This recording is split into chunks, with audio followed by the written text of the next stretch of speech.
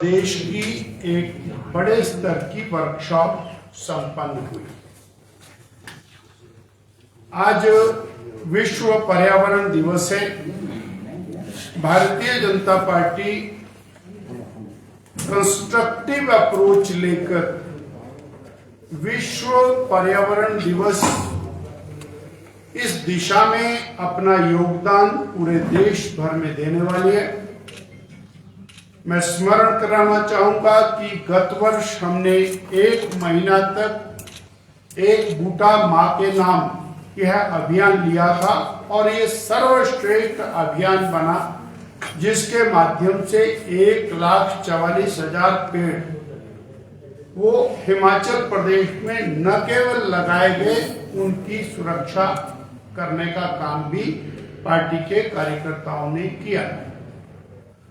आज ये निर्णय हुआ है कि 15 जुलाई से लेकर 15 अगस्त तक हिमाचल प्रदेश में 8,009 पोलिंग बूथों पर 11 पेड़ प्रति पोलिंग बूथ यानी 89,000 ट्रीज भारतीय जनता पार्टी लगाएगी और उनका रक्षण करेगी। और पर्यावरण के प्रति हमारी गंभीरता, माननीय नरेंद्र भाई मोदी जी का मार्गदर्शन, इसको लेते हुए हम लोग अपने देश को और अच्छे वातावरण में रखें, प्रदेश को अच्छे वातावरण में रखें। एक बात इसमें मैं आपके माध्यम से कहना चाहूंगा कि पर्यावरण की रक्षा के लिए सरकार को तो आगे आना ही चाहिए, पर सारे समाज को इसमें आगे बढ़ना चाहिए। जो प्रदेश की सरकार ने प्लास्टिक पे प्रतिबंध और कर रखा है, उसकी इम्प्लीमेंटेशन बेहतरीन तरीके से हो, समाज भी उसकी अनुपालना करे और सरकार भी करे, ये आज की आवश्यकता है। और जो इलिसिट फेलिंग, अनाधिकृत रूप से जंगल काटो वाले लोग हैं, उनके ऊपर और बहुत सख्त कार्रवाई करने की आवश्यकता है। भारतीय जनता पार्टी 9 जून से लेकर संकल्प से सिद्धि इस अभियान को लेगी। 9 जून को नरेंद्र भाई मोदी जी को सरकार में 11 वर्ष पूर्ण होंगे और 11 वर्ष में गरीब कल्याण, सुशासन और विकास, ये एक बहुत बड़ा काम भारतीय जनता पार्टी की सरकार ने, माननीय नरेंद्र भाई मोदी जी की सरकार ने किया है। इन विषयों को लेकर हम लोग जिला स्तर के ऊपर, मंडल स्तर पर और बूथ स्तर के ऊपर कार्यशालाएं आयोजित करेंगे और मोदी सरकार की जो उपलब्धियां हैं उनको जन जन तक पहुंचाएंगे। इस कड़ी में 9 तारीख से लेकर 20 तारीख तक जिला और मंडल स्तर के ऊपर कार्यशालाएं आयोजित होंगी। 21 तारीख को विश्व योग दिवस और योग दिवस की दृष्टि से हम नो टू ड्रग्स, नशा मुक्ति अभियान, योग तन, मन और आत्मा सभी को स्वच्छ और मजबूत करने के लिए हर मंडल पर कम से कम एक कार्यक्रम, 171 कार्यक्रम योग दिवस के ऊपर भारतीय जनता पार्टी अपने प्रयासों से आयोजित करेगी। और हम नरेंद्र भाई मोदी जी को बहुत बधाई देते हैं, जिन्होंने दुनिया के 265 देशों को योग के साथ जोड़ा और उसका परिणाम आज सारी दुनिया योग का लाभ उठा रही है। 23 जून को डॉक्टर श्यामा प्रसाद मुखर्जी, जो भारतीय जनता पार्टी, भारतीय जनसंघ के संस्थापक थे, उनका बलिदान दिवस है। कश्मीर में और देश में 2 संविधान और 2 निशान नहीं चलेंगे, इस विषय को लेकर धारा 370 का और 35A का खुला विरोध किया और उनकी हत्या हुई। उनका बलिदान दिवस 23 जून को हिमाचल प्रदेश के 8009 पोलिंग बूथों पर, हर पोलिंग बूथ पर बूथ चौपाल आयोजित करेगी भारतीय जनता पार्टी और उस चौपाल में डॉक्टर श्यामा प्रसाद मुखर्जी को श्रद्धांजलि देंगे। मोदी सरकार के 11 साल की उपलब्धियां वो जन जन तक पहुंचाएंगे। प्रदेश की कांग्रेस की सुखविंदर सिंह सुक्खू सरकार की नालायकी और जनता को दिए गए कष्टों के बारे में उनमें चर्चा करेंगे और आयुष्मान भारत में 70 साल से ऊपर के प्रत्येक व्यक्ति को लाभ मिलना चाहिए, उसकी रजिस्ट्रेशन कराने का काम ये 23 जून को पार्टी करेगी। कांग्रेस संविधान का नाम लेकर, संविधान की एक किताब लेकर दर दर में और भटक रही है। 25 जून को कांग्रेस को एक्सपोज किया जाएगा। 25 जून को नेहरू गांधी खानदान से श्रीमती इंदिरा गांधी ने देश में इमरजेंसी लगाई थी। इमरजेंसी के 50 वर्ष पूर्ण होने जा रहे हैं और भारतीय जनता पार्टी इमरजेंसी क्यों लगाई, इसके बारे में यंगस्टर्स को जानकारी दे। इलाहाबाद उच्च न्यायालय ने जब श्रीमती इंदिरा गांधी को सत्ता से बाहर होने का आदेश कर दिया तो उन्होंने सत्ता में बने रहने के लिए देश में लोकतंत्र को समाप्त किया, आपातकाल लगाया और 1.5 लाख नेताओं को जेल की काल कोठरी के पीछे डाल दिया। आप सब मीडिया के लोगों के ऊपर प्रतिबंध कर दिया, अखबार छपने बंद हो गए और एक टेरर का माहौल पूरे देश में पैदा किया। इतना ही नहीं, जहां लोकतंत्र की हत्या की, संविधान में बहुत बड़े बड़े परिवर्तन सत्ता में बने रहने के लिए किए, संविधान की धज्जियां उड़ाई गई और वो धज्जियां उड़ाने वाले लोग आज संविधान को बचाने की बात कहते हैं। ये पार्टी इसके विषय में और जन जागरण अभियान चलाई। इस प्रकार भारतीय जनता पार्टी निर्माण की दृष्टि से कंस्ट्रक्टिव अप्रोच लेकर पर्यावरण दिवस, पेड़ लगाना, पर्यावरण की रक्षा करना, युवाओं और सबके स्वास्थ्य के बारे में सजग होते हुए उनको योग के प्रति प्रेरित करना और नो टू ड्रग्स, नशा मुक्ति इस तरफ बढ़ना, ड्रग्स के खिलाफ योग का प्रचार, ये अभियान लेगी और माननीय नरेंद्र भाई मोदी की सरकार ने 11 साल में किस तरह गरीब कल्याण के लिए काम किया, किसान के कल्याण के लिए, युवा उत्थान के लिए, महिला विकास के लिए काम किया, उसकी जानकारी घर घर तक पहुंचाएगी और विकसित भारत, ये मोदी जी का संकल्प है, उसकी और एक प्रतिज्ञा वो 23 तारीख को हर पोलिंग बूथ के ऊपर होगी। तो ये भारतीय जनता पार्टी इन कार्यक्रमों को अगले इस मास में आयोजित करेगी।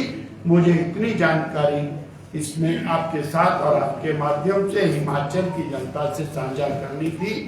धन्यवाद। अब मैं सीधा हमारे और नेता प्रतिपक्ष श्री जयराम ठाकुर जी से आग्रह करूंगा कि वो अपना संदेश बोलेंगे। हमको दोपहर आपके बात बोलेंगे। उनके पंजाब के इस बात बोलेंगे कि हमको दबा दिया है।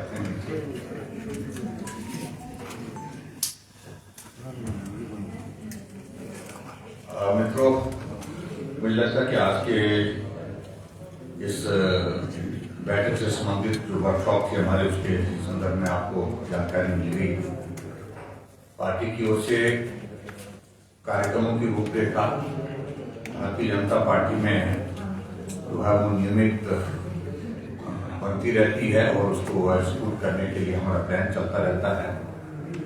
और मैं इस बात को जरूर कहना चाहता हूं कि भारतीय जनता पार्टी सिर्फ राजनीतिक कार्यक्रम नहीं करती है।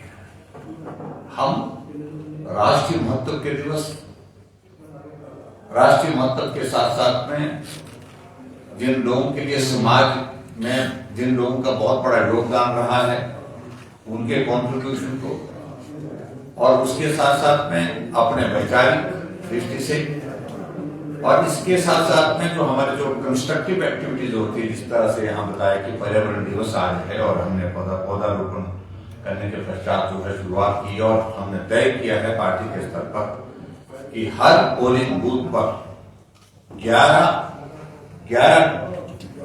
प्लांट्स जो है वो मिनिमम कम से कम 11 प्लांट को हम लगाएंगे। 11 साल की हमारी सरकार केंद्र की, और हर पोलिंग बूथ पर 11 प्लांट लगाने का हमने निर्णय किया है। और ये संख्या लगभग हमारा टारगेट हिमाचल प्रदेश में पर्यावरण के इस और आगे बढ़ाने के लिए और उसको बढ़ावा देने के लिए प्लांटेशन को 1 लाख का टारगेट रखा गया है। तो इससे हट करके मैं थोड़ा सा, क्योंकि आप लोग यहाँ आए हैं, आप लोग भी थोड़ा जानना चाहेंगे कुछ विषयों को लेकर के, मैं सिर्फ 2-3 बातों को कह करके अपनी बात पूरी करना चाहूंगा और इससे लाभ नहीं करूंगा। मित्रों, हिमाचल प्रदेश में जो कांग्रेस की सरकार 2.5 साल का कार्यकाल उसका पूरा हुआ है और कुछ दिन बचे, लेकिन बहुत अफरा तफरी के माहौल में सरकार चल रही है।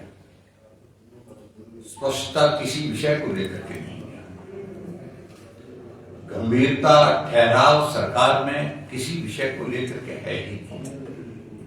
किसी तरह से कुर्सी बची रहे, कुर्सी चलती रहे, सलामत रहे, सरकार चलती रहे, समय निकाल दे,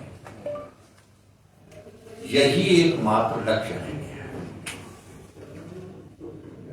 मैं बहुत सारी चीजों का जिक्र करूं वो संभव नहीं है, लेकिन मैं आज इतना मैं वर्तमान सरकार से पूछना चाहता हूं कि कानून व्यवस्था का हाल क्या है प्रदेश भर में।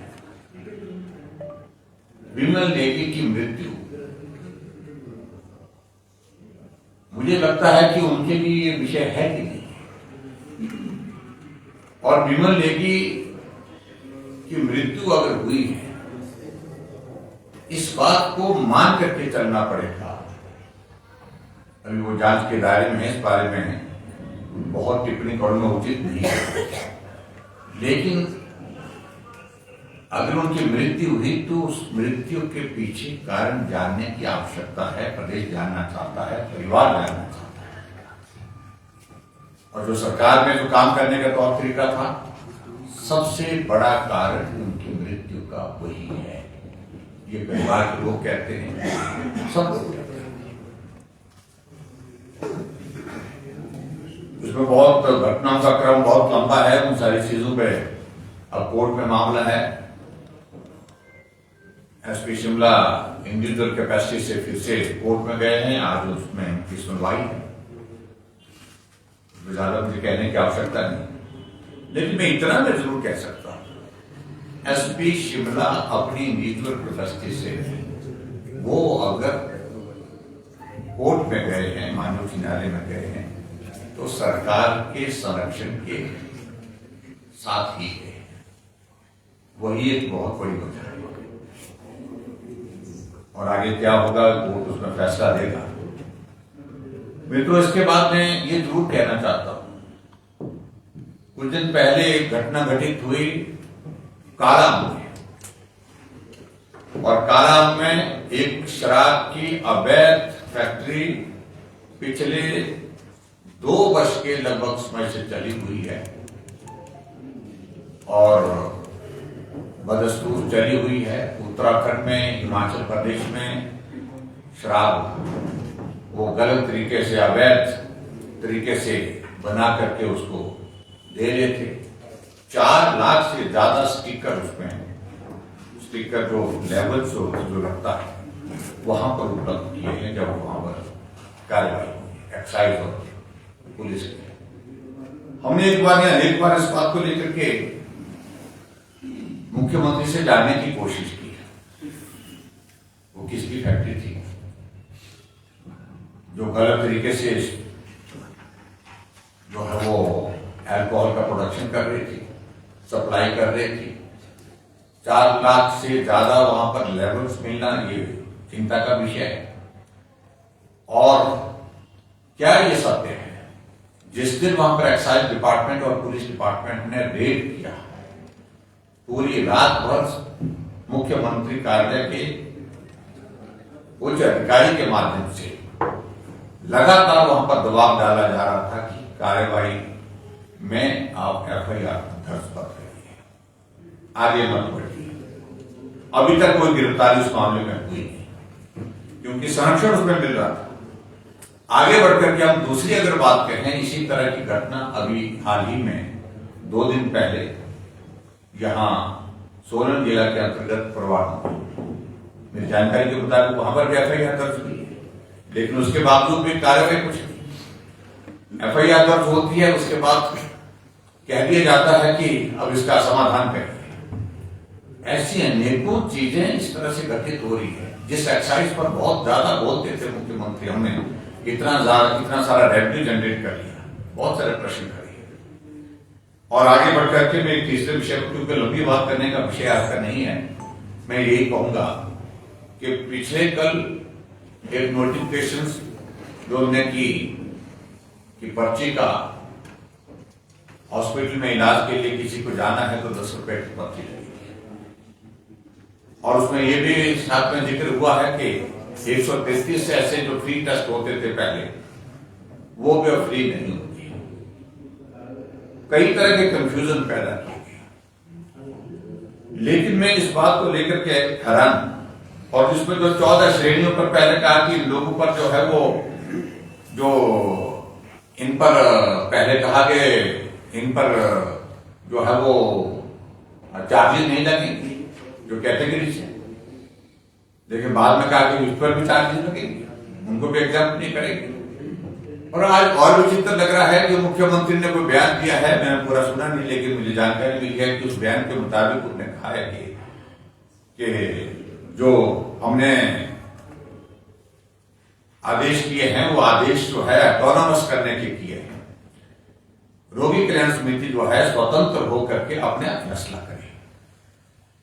अगर उनको लगता है कि उनके हॉस्पिटल में आय बढ़ाने के लिए 10 रुपए की फीस लेनी है, या जो इन्वेस्टिगेशन के लिए जो टेस्ट होते हैं उन टेस्ट के चार्जेस लेने हैं, तो वो तय करेंगे। मैं समझता हूं ये बहुत ही एक ऐसा तरीका मुख्यमंत्री निकालने की कोशिश कर रहे हैं ताकि वो किसी तरह से अपनी चमड़ी बचा सके, बच करके निकल सके।